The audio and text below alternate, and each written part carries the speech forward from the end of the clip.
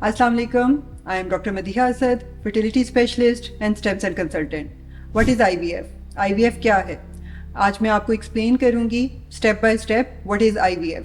IVF stand for in vitro fertilisation. ये एक advance technique है उन कपल्स के लिए जिनको फर्टिलिटी का इशू होता है, जो कंसीव नहीं कर पाती, प्रेगनेंसी के प्रॉब्लम्स होते हैं. IVF हम मेल एंड फीमेल दोनों फैक्टर्स के लिए यूज करते हैं. सबसे पहले अगर मैं फीमेल फैक्टर्स की तरफ आऊँ, अगर फीमेल की एज ज्यादा है, मोर देन नियर 40 हो गई है, बिटवीन 37 टू 40 इयर्स है, या उसको एंडोमेट्रोसिस है, बायलैटरल ट्यूबर ब्लॉकेज है, पेल्विक इन्फ्लेमेटरी डिजीज है, PCOS हैं या लो AMH है, हार्मोनल डिस्टर्बेंस है, उन फीमेल्स के लिए हम फिर एडवांस फर्टिलिटी ट्रीटमेंट में IVF रिकमेंड करते हैं. मेल फैक्टर्स में अगर sperm count, motility, sperm morphology issue है, पुअर स्पर्म क्वालिटी है, उसमें हम IVF रिकमेंड करते हैं. IVF के लिए सबसे पहले जो इसका फर्स्ट इनिशियल स्टेप है वो है पेशेंट की इन्वेस्टिगेशन. इन इन्वेस्टिगेशंस में हस्बैंड एंड वाइफ दोनों के हम टेस्ट करवाते हैं. वाइफ के हार्मोनल टेस्ट होते हैं जो कि हम कुछ टेस्ट पीरियड के सेकंड डे पे करवाते हैं, कुछ 21 डेज पे करवाते हैं. उनके पेल्विक अल्ट्रासाउंड्स होते हैं जो हम करवाते हैं. उन सब इन्वेस्टिगेशंस को देखने के बाद उनका ट्रीटमेंट प्लान डिसाइड होता है कि हमने उन्हें ओवेरियन स्टिमुलेशन के लिए कौन सी मेडिकेशन स्टार्ट करनी है. उसके बाद हम जो हस्बैंड हैं उनके सारे टेस्ट करवाते हैं, उनके सीमेन एनालिसिस करवाते हैं. उसमें स्पर्म मॉर्फोलॉजी, उसका count, motility, healthy number of sperms कितने हैं, वो सब उसमें पता चल जाता है. अगर उससे पहले हमें हस्बैंड को कोई भी ट्रीटमेंट करनी है, कोई मल्टीविटामिन देनी है, अगर बहुत ही पुअर स्पर्म काउंट है तो वो ट्रीटमेंट पहले करते हैं. उनकी लाइफस्टाइल मॉडिफिकेशन करते हैं according to their blood test. इसमें वेट रिडक्शन आता है. अगर उन्हें डाइटरी मॉडिफिकेशंस आती हैं, रेगुलर एक्सरसाइजेज एडवाइस करते हैं, कुछ माइक्रो न्यूट्रिएंट्स, मल्टीविटामिन्स उन्हें एडवाइस करते हैं, ताकि जब हम IVF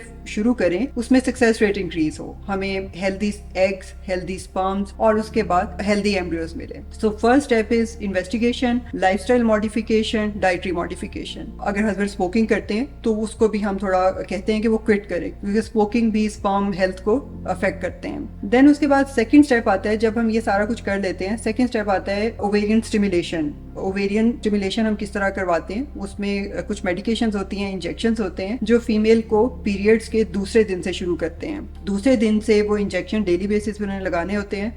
वो जैसे इंसुलिन लगती है उसी तरह पेट में लगते हैं वो इंजेक्शंस, और घर में खुद भी लगा सकती हैं. उनकी स्ट्रिंज भी प्री फिल्ड स्ट्रिंज होती है, जस्ट लाइक जैसे इंसुलिन लगती है उसी तरह ही वो लगते हैं. और उसके बाद उनकी सीरियल हम कुछ ब्लड टेस्ट, हार्मोनल लेवल्स करवाते हैं और साथ अल्ट्रासाउंड करवाते हैं, ताकि हम ओवरीज को मॉनिटर करते रहें कि उसमें फॉलिकल्स बन रहे हैं, उनका साइज क्या है, उनके नंबर क्या हैं. ये सब चीजों को साथ साथ मॉनिटर करते रहते हैं. उसके डेज होते हैं 6 डेज पे, 7 डेज पे, 9 डे पे, ये होता है. जब हमें 9-10 डे पे जो एक एडिक्वेट अमाउंट फॉलिकल्स की साइज और अमाउंट चाहिए वो अगर मिल जाते हैं तो उस वक्त उन्हें एक ट्रिगरिंग इंजेक्शन लगता है ताकि एग रिलीज हो. जब वो इंजेक्शन हम लगवाते हैं उसके 36 आवर्स के बाद हम दोनों हस्बैंड वाइफ को अपने सेंटर बुलाते हैं ओवा पिक करने के लिए, एग रिट्राइव के लिए. ये जो प्रोसीजर है जिसमें हम ओवा पिक करते हैं, ये अंडर एनेस्थीसिया होता है, ट्रांसवेजाइनल अल्ट्रासाउंड के थ्रू होता है. कोई मेजर सर्जरी नहीं है. पेशेंट को कंफर्ट रखने के लिए, पेन फ्री रखने के लिए इसे अंडर एनेस्थीसिया किया जाता है. हार्डली ये 20 to 30 मिनट्स का प्रोसीजर होता है. ओवा पिक कर लेते हैं. हमें जितने हेल्दी मैच्योर फॉलिकल्स, एग्स मिलते हैं उनको रिट्राइव करके